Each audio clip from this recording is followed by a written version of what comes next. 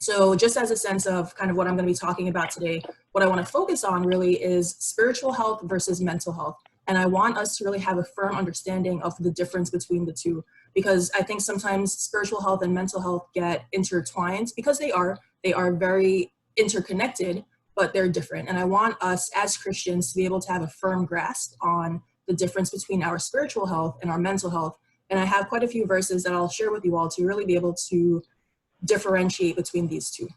So one really important disclaimer I want to make sure to differentiate is that the content here in this presentation, it's not to diagnose, it's not to treat, and most importantly, it does not establish a patient-doctor relationship between us, but really it's for me to be able to inform you and to really start a conversation about depression. So a little bit about me, because I cannot assume that everyone knows who I am. My name is Dr. Atasha Jordan. I am a psychiatry resident physician in Philadelphia.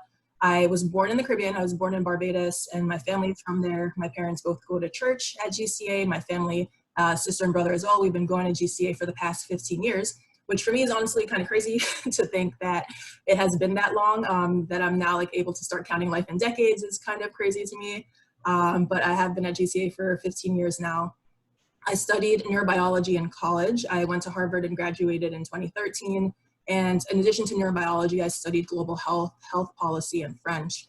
And after I went to Harvard, I studied to become a doctor. So I studied and received my Doctor of Medicine degree just last year, as well as my Master of Business Administration from the University of Pennsylvania.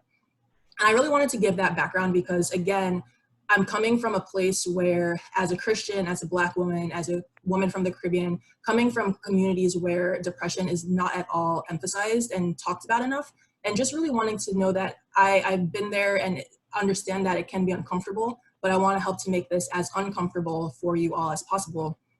And then the last point on this slide is the fact that I'm a blogger. So my website, atashajordan.com, I actually have a series on there called Psychiatry in 60 Seconds. And it's a combination of videos as well as written blog posts that help to kind of give information on a variety of topics. So whether that is substance use disorder, psychosis, depression, finding a therapist, things like that. Later on, definitely feel free to check out my blog, because especially the Psychiatry in 60 Seconds series, because I think it can be very beneficial to you from an information standpoint. So next slide. Okay. So really just to kind of jump into things. So what I want to first kind of lay the groundwork on is being able to differentiate the spirit and the mind. Because as we're thinking about depression, we want to see what is the difference between our spiritual health and then what is our mental health.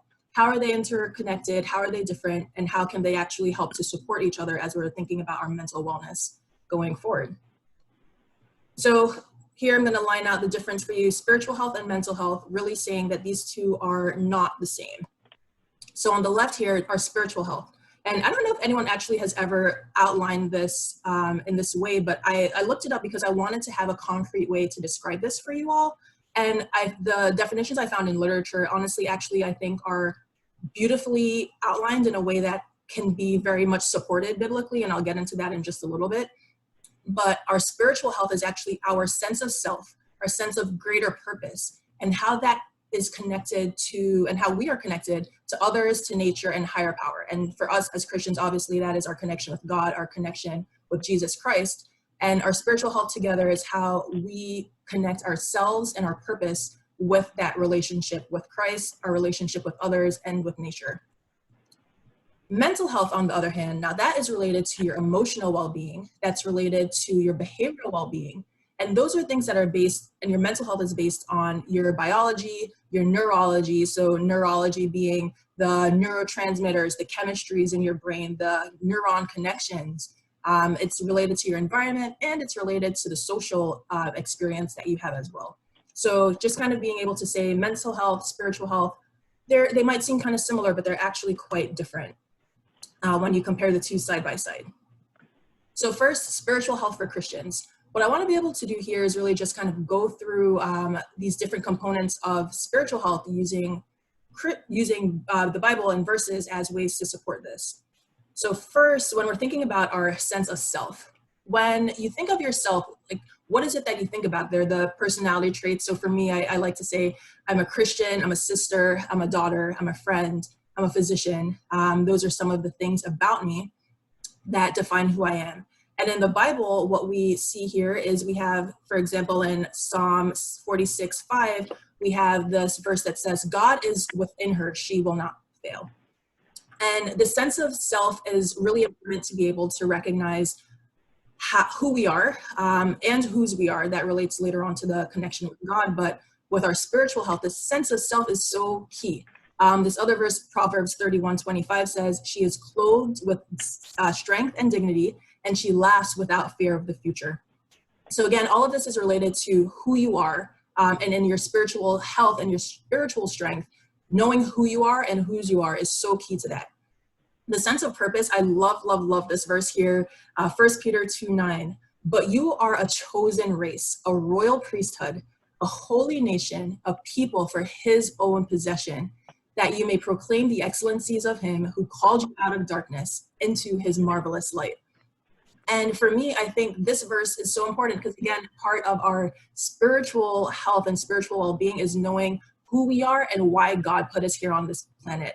And as you're able to get a stronger grip on that by communicating with others, by reading the Bible, by connecting directly with God, that's how you're growing your spiritual health, by knowing who you are, whose you are, and continuing to work on that on a daily basis.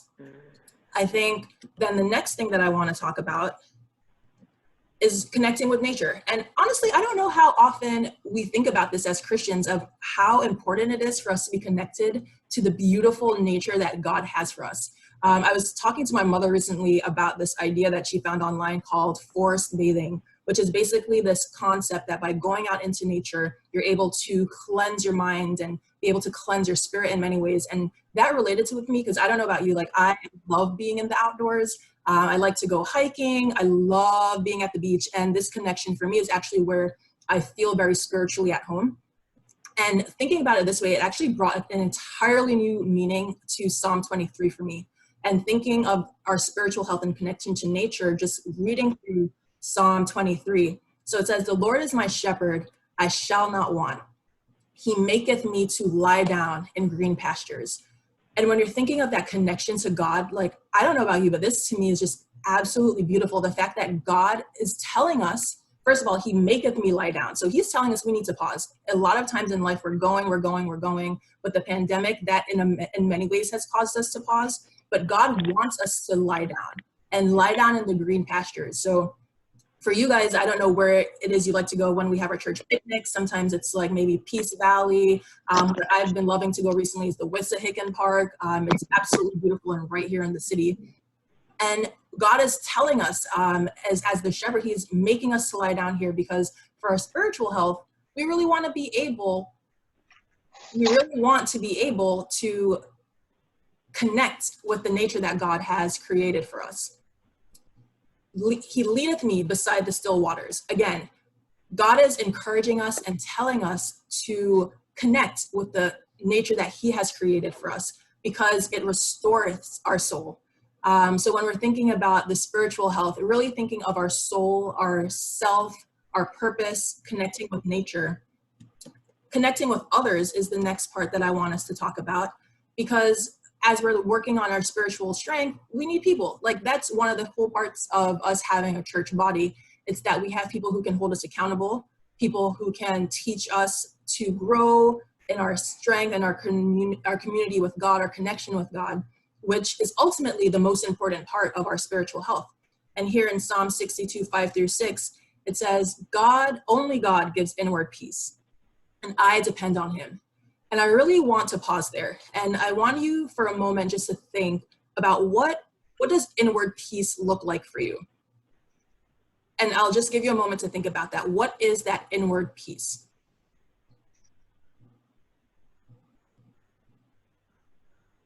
And I want you to think about that inward peace because as I continue on this conversation, I want to just emphasize the difference between inward peace, which is truly coming from spiritual health, meaning that your connection with God, your connection with others, your sense of self, your sense of purpose, those are all so strong that you have this peace in your spirit and you're able to depend on God.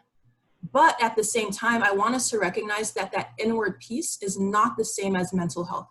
You can have a strong spiritual center and still have a mental illness. You can be at peace in your spirit with God and still have depression. And I think that sometimes what we have conversations about is the idea that if you're having mental health issues, that you're not spiritually healthy. And that is not necessarily true. It might be true, but it's not necessarily true. And that's really what I want us to be able to differentiate here, is that the spiritual health actually is not related to our mental health. And that's what I'm going to get into next, as to understanding now that we have a sense of the spiritual health, how's that different than the mental health? So going forward, and just wanting to kind of remind you here, as we're differentiating these two: spiritual health, sense of self, purpose, then connection with others, nature, and higher power. But then mental health being our emotional well-being, behavioral well-being, based on biology, neurology, the environment, and society. So now going into mental health, and again, because I think it's so important for us to think about this from a biblical standpoint, because I think, yes, there are all the things, and I'm going to teach you some of the things that we learn in medical school and as physicians that we rely on from a clinical standpoint. But I think as well, our mental health, because as I said before, spiritual health and mental health being so interconnected, the Bible talks about mental health, and it talks about the fact that people suffer in different ways based on emotion, based on behavior. So in terms of emotional well-being, so looking at Philippians 4, verse 6, Philippians 4:6 says, "Do not be anxious about anything, but in every situation, by prayer and petition, with thanksgiving, present your requests to God." So here, what I want to focus on is what exactly is emotion, because before I talked about spirit and that connection with yourself and purpose, but emotion, so we're going through the spectrum: happy, sad. Here we're talking about anxiety, anger, disappointment. Those are the emotional states. And one of the things to recognize is, yes, everyone has emotions, but when we're thinking about mental illness, it's when we have an inability to cope with these rising emotions, or the emotions we have are so strong and so triggering that it actually is impacting our ability to function on a daily basis. So here, do not be anxious about anything. I 100% agree with this. And I think us as Christians, we're saying that we don't want to have anxiety about anything. But at the same time, we have to recognize that some people, because of their biology, that's their genetics, the genes that they were given, because of their neurology, the serotonin, the norepinephrine, these different chemicals in the brain, because of where they grew up. Maybe they grew up in an environment where they were always in worry, whether in society they had good diet or things of that nature, that some people are actually going to just have a different level of anxiety than others. And with that, so here this verse is saying don't be anxious about anything, but you know what? There's some people who are actually anxious about everything, and that's called generalized anxiety disorder. And I think for us as Christians, it's important for us to be kind and understanding, where when we're telling people not to be anxious about anything, understanding that yes, our faith is integral to us being able to come out and have success on the other side of mental illness. But to say that it's the only thing, I think, does a disservice to those who are truly suffering because of their biology, because of their environment from these illnesses. For example, generalized anxiety disorder. Another example here is Psalm 30, verse 5 says, "For anger lasts only a moment, but his favor lasts a lifetime. Weeping may stay for the night, but rejoicing comes in the morning." And here again, I think the second part, especially the weeping may stay for the night. Everyone at some point has been sad. Like I don't know how you can exist on this planet where, even with what we're going through right now with the recent killings of Black men and Black women in this country, how you cannot weep, how you cannot be sad and have these emotions. But recognizing, as the Bible says, rejoicing comes in the morning. But at the same time, for some people, that morning takes a while. It might not be the next day. And depending on how long you are in that state of weeping, in that state of hopelessness and sadness, that's really where you want to start thinking, is this a normal and a regular experience of sadness? Or is this something more serious that we need intervention from a primary care doctor, from a psychiatrist, about to be able to actually handle this mourning period to eventually get us to the rejoicing that comes on the other side? So I'll get into more details on that a little bit later, but wanted to just kind of lay some of that groundwork. then the other component of mental health is the behavioral well-being. So we have our emotions, and we have, as I lined out before, whether it's the happiness, sadness, and how it is that we deal with that. But then there's also the behavior. So for instance, a hot-tempered person stirs up conflict, but the one who is patient calms a quarrel. Proverbs 24:8, losing self-control leaves you helpless as a city without a wall. So with all of these things, actually our spiritual health a lot of times is what encourages us to have appropriate behavioral well-being.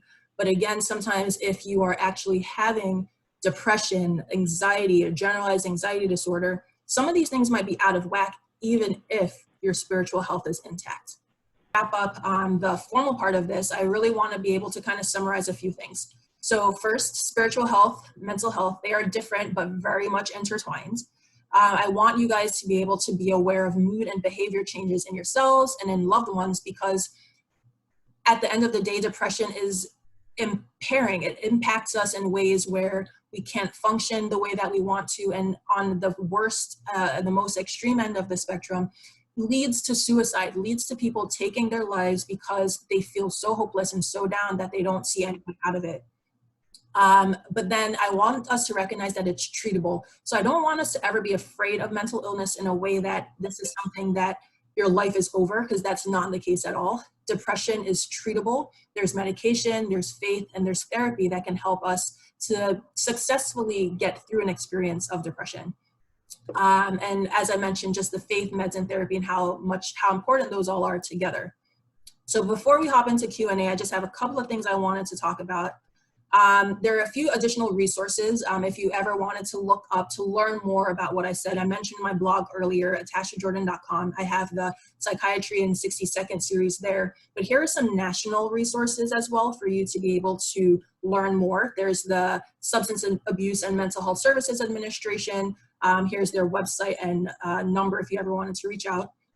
The National Suicide Prevention Lifeline. So if at any time you ever felt like you wanted to end your life, this is a number that you could reach out to, and they have trained clinicians who are there to support you. And a Philly-specific outreach is Healthy Minds Philly. You can find healthymindsphilly.org. Additionally has resources that go obviously far beyond even just depression, but across the spectrum of mental illness. And for me, if you ever wanted to get in contact with me, here are the different ways that you can reach me. I am on social media a lot. I'm trying to actually be on there less, but I'm on there a lot. Twitter, Instagram, Pinterest, you can reach out to me on either of those. My email address, you can reach me at admin@atashajordan.com or on my website, as I mentioned before. And then lastly, I actually wanted to share this. So you can't really see it. Ooh, I'm going to show. I have this like super sweet sweater. It says Jesus plus therapy, because I really do think that in order for us to succeed when it comes to our mental health, we need Jesus and we need some therapy. I could add some meds in there too. But if you wanted to ever get any of this merchandise, I have sweaters, mugs, t-shirts at teespring.com/Jesus plus therapy. There's a QR code there if you ever wanted to get anything. But that's all I have, and I really now just want to be able to kind of open this all up to questions and talk with you guys, see what your thoughts are. If you even just have comments that you want to give, that's great too, because I want now the rest of the time that we have together to really just be a conversation, and I can answer questions if there are any.